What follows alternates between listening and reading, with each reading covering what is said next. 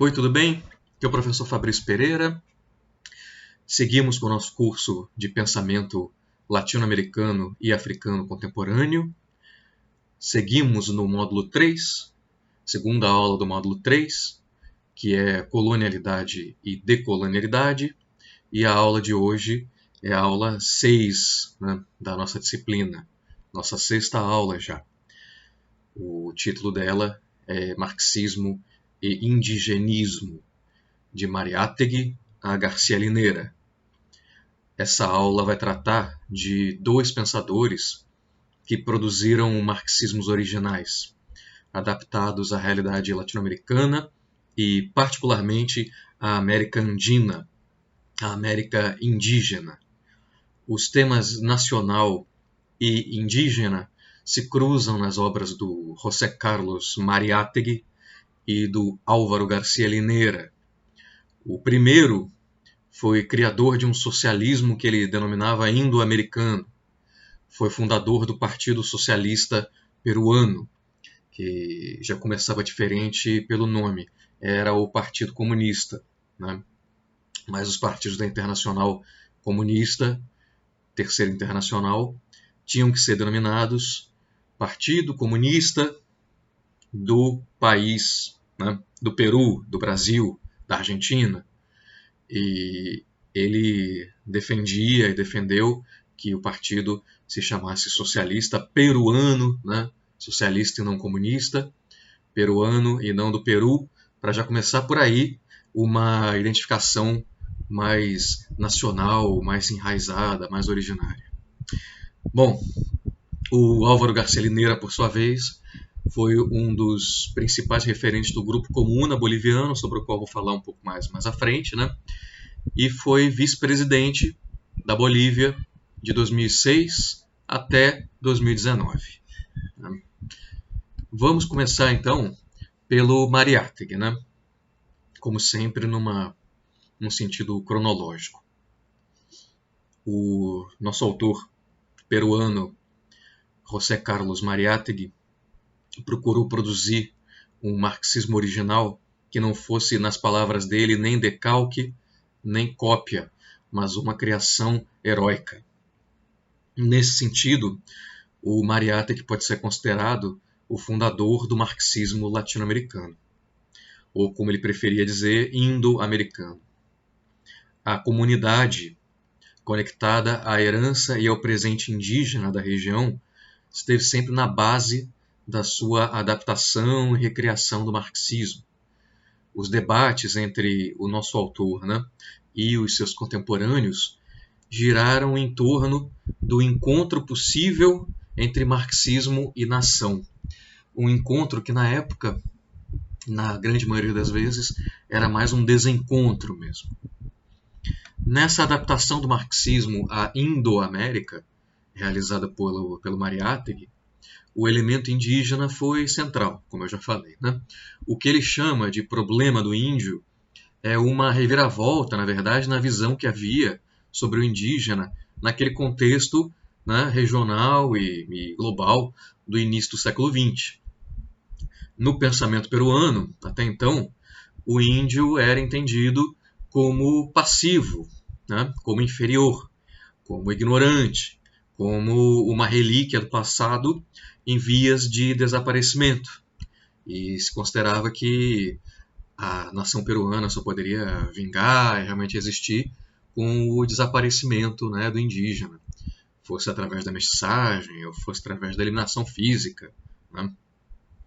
Vocês devem notar uma semelhança muito grande, né, com o pensamento brasileiro de então, obviamente. O Mariátegui não só se afastou das teses racialistas, como ele apresentou o indígena como uma classe revolucionária, né? Então ele foi mais longe ainda. A tese dele apontava para a reprodução de um comunismo agrário pré-hispânico, que existia antes da conquista, né? Um comunismo agrário que existia antes do Estado Inca, antes do Império Inca, e que teria sobrevivido, né, coabitado com o Estado Inca, com a conquista espanhola com a colonização espanhola e, finalmente, com a República Peruana Criolha, né? Portanto, esse comunismo agrário, né, pertencia ao passado peruano e andino, mas também ao presente. Era essa permanência dele no presente que permitiria que ele se projetasse no futuro, que fazia dele, nas palavras do Mariátegui, tradição viva. A presença desse comunismo agrário daria aos indígenas, aos camponeses peruanos, né, um senso de coletivismo que sensibilizava esse campesinato ao socialismo, o fazia compreender a noção de socialismo. A consequência prática da tese da permanência de um comunismo agrário e da associação entre indígena e camponês, né? Mariátegui indígena era camponês, o camponês era indígena no Peru. Essa associação e a ligação desse grupo social com um comunismo agrário ainda sobrevivente era o que levava o Mariátegui a defender a possibilidade de um socialismo no Peru imediatamente, né? E a defesa do campesinato e do indígena como o grupo, como a classe revolucionária dessa revolução, o sujeito da revolução. Essa era uma avaliação consideravelmente distinta, pessoal, das teses da Internacional Comunista, então, nos anos 1920, né? Que eram as teses hegemônicas no marxismo e particularmente hegemônicas no comunismo, né? Essas teses da Internacional Comunista entendiam que o Peru, né, e a periferia, de um modo geral, do mundo, né, eram semi-coloniais, eram feudais ou semi-feudais, com a consequente impossibilidade de um projeto socialista num futuro imediato. Deveria, antes disso, acontecer uma revolução burguesa, uma revolução anti-imperialista, liderada pela burguesia nacional, né? Então, era uma proposta da Internacional Comunista etapista, uma revolução em 2 etapas. Uma revolução burguesa, depois uma revolução socialista. Então, a classe revolucionária naquele momento era ainda a burguesia nacional junto com o operariado nascente, em aliança, né?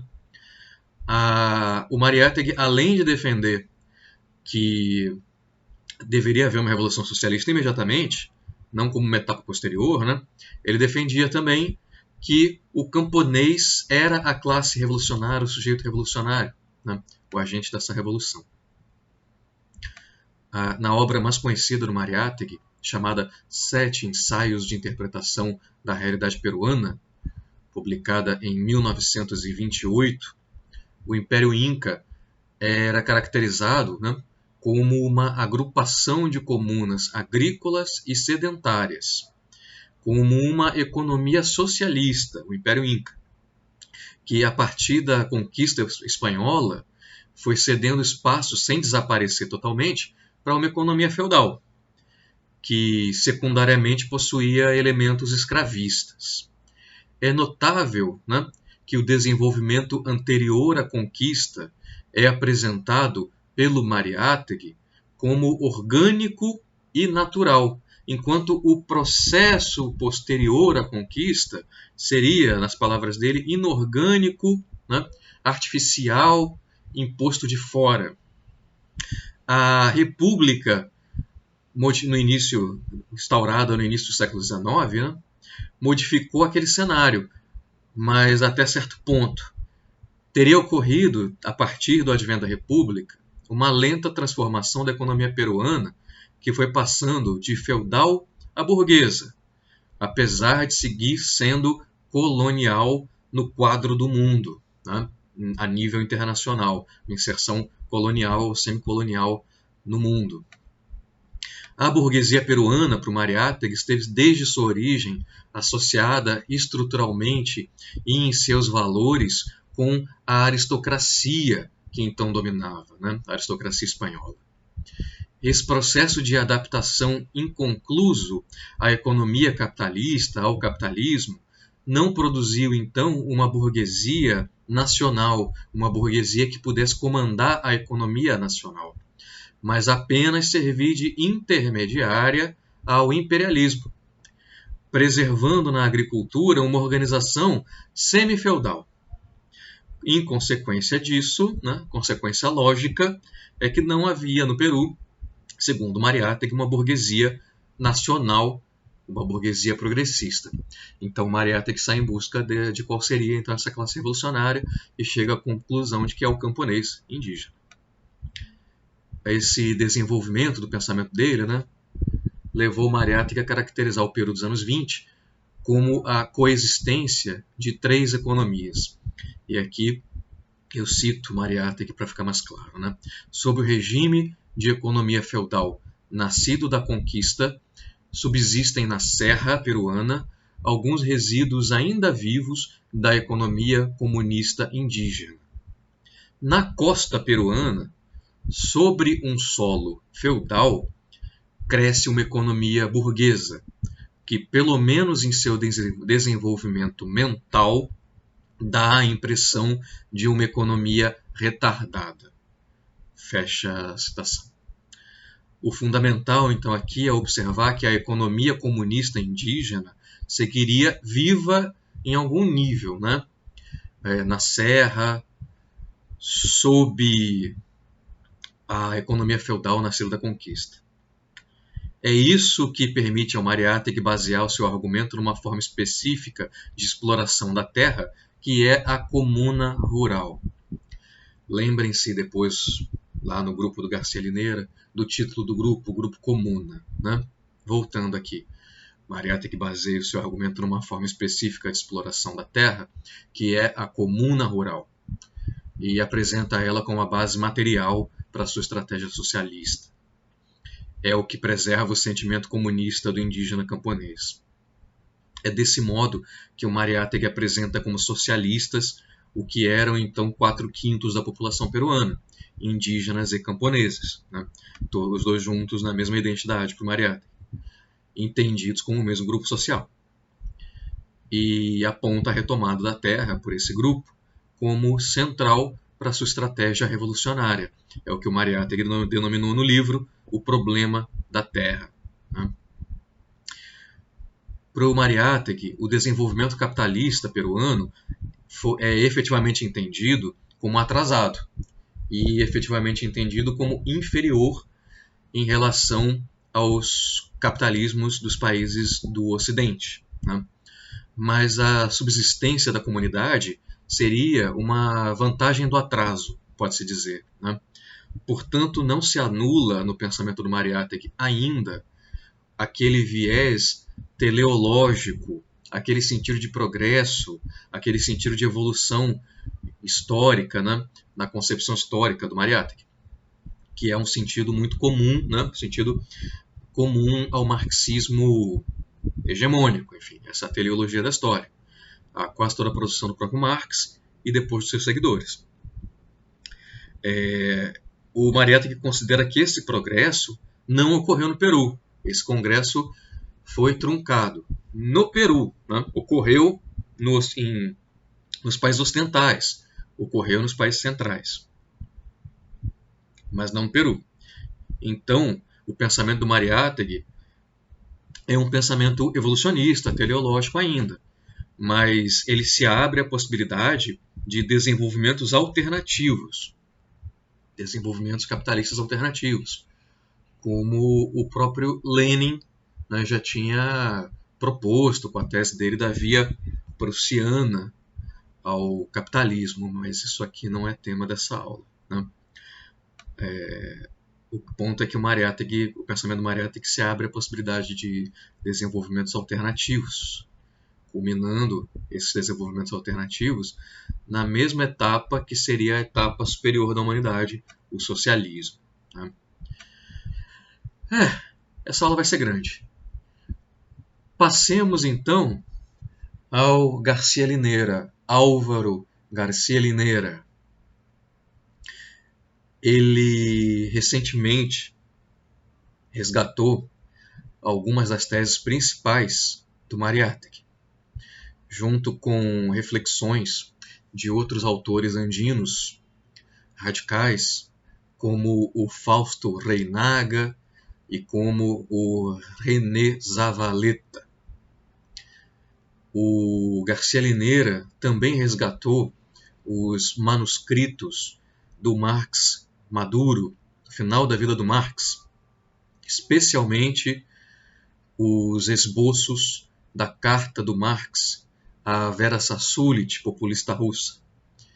Esboços de carta que ainda não eram conhecidos na época em que o Mariátegui viveu e escreveu. Nesses manuscritos, o Marx defendia o caráter revolucionário da Comuna Russa, da Bolshnaia, assim como os populistas russos, né, do século XIX faziam, da mesma época do Marx. O Marx estava concordando com a tese dos populistas russos e discordando da tese dos marxistas russos. Então, o grupo Comuna, na Bolívia, resgatou esses escritos do Marx Maduro, também do Mariátegui, também do Fausto Reinaga e também do René Zavaleta. O Garcia Linera foi um dos principais organizadores desse grupo, junto com o Luiz Tapia, com o Raul Prada, com a Raquel Gutierrez e alguns outros. Esse grupo atuou entre o final dos anos 90 e os anos 2000, com muita relevância no debate boliviano, relevância particularmente em dois processos sociais, né, revolucionários conhecidos de sublevação popular no Peru, na Bolívia, conhecidos como a Guerra da Água, de 2000, né, e a Guerra do Gás, de 2003. Nesse período, primeira metade da década de 2000, esse grupo de intelectuais foi muito atuante. O grupo propôs debater o papel dos intelectuais na disputa pela hegemonia na sociedade. O grupo enxergou um potencial muito grande nas crises sociais, como as que estavam ocorrendo na Bolívia naquele momento, para a produção do conhecimento em sociedades divididas, nas palavras do clássico René Zavaleta, sociedades abigarradas como a boliviana. Abigarradas quer dizer sociedades organizadas como uma bricolagem, como uma colcha de retalho, né? Sociedades inorgânicas, sociedades em diferentes níveis, que não se conectam organicamente. Então, o Grupo Comuna considerava que as crises sociais eram os momentos fundamentais para entender essas sociedades abigarradas, como a boliviana, e foi um grupo que tentou nacionalizar o marxismo, né, adaptar a realidade local andina, particularmente peruana, particularmente boliviana. Eu cismei com o Peru agora, mas vamos seguindo. Passamos a Bolívia, né? O ponto é que esse coletivo de intelectuais críticos teve muita relevância no período de crise orgânica vivenciada na Bolívia nos primeiros anos da década de 2000.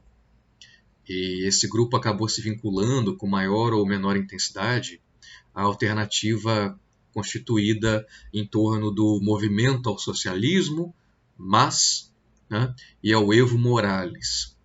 O Garcia Linera acabou se tornando vice-presidente do Evo Morales, né, na chapa eleita em 2005, e foi vice-presidente da Bolívia de 2006 até 2019, né, quando esse grupo foi derrubado num processo muito complexo, mas pode ser caracterizado como um golpe de Estado, e acabou retornando ao poder pelas eleições em 2020, né, agora recentemente.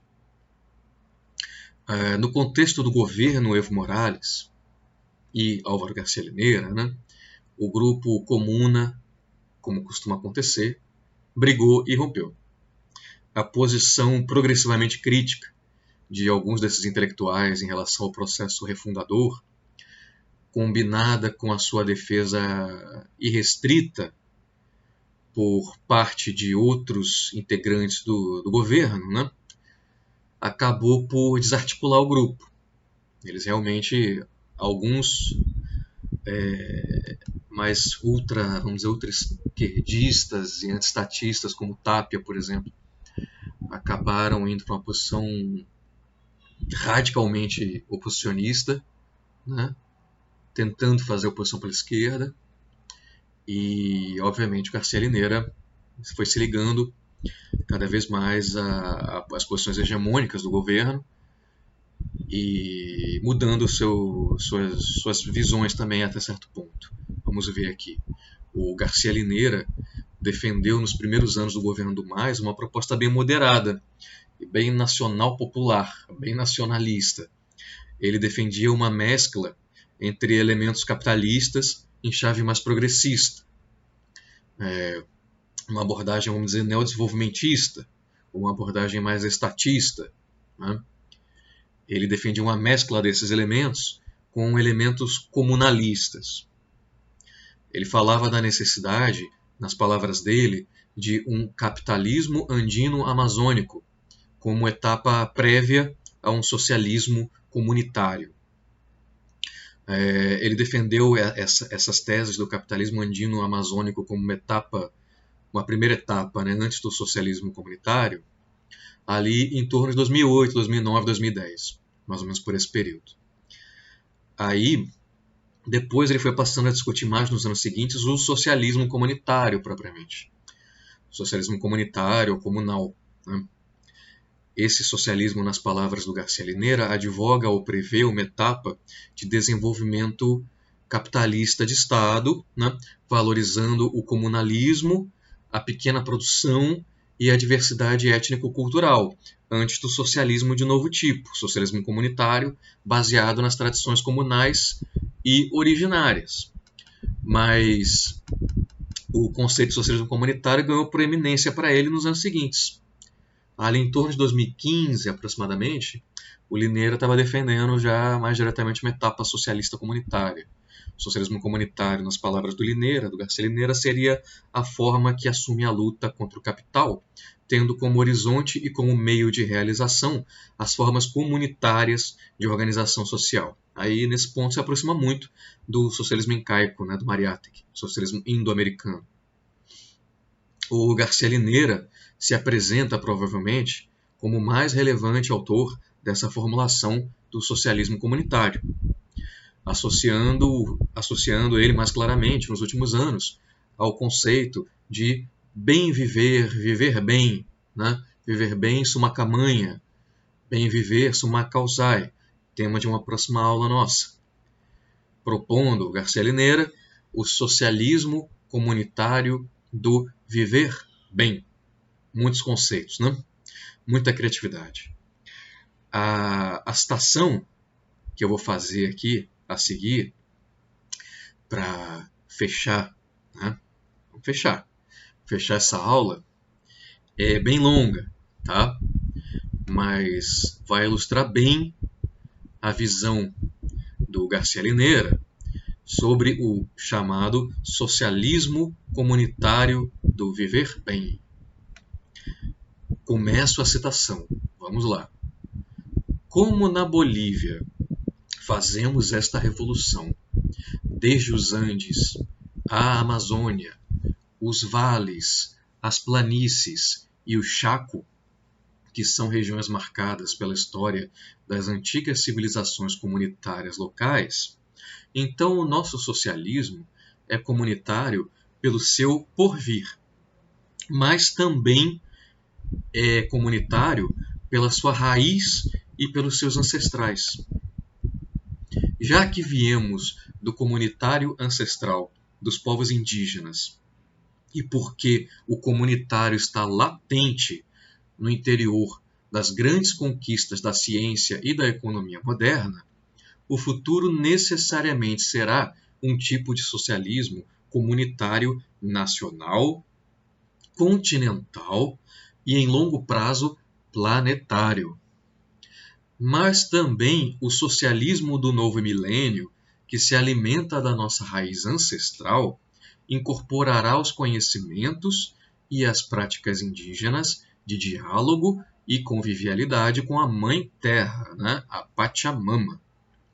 O resgate do intercâmbio metabólico vivificante entre o ser humano e a natureza praticado pelas primeiras nações do mundo, pelos povos indígenas, é a filosofia do viver bem. E está claro que não somente é a maneira de enraizar o futuro em raízes próprias, mas é também a única solução real à catástrofe ambiental que ameaça a vida inteira do planeta.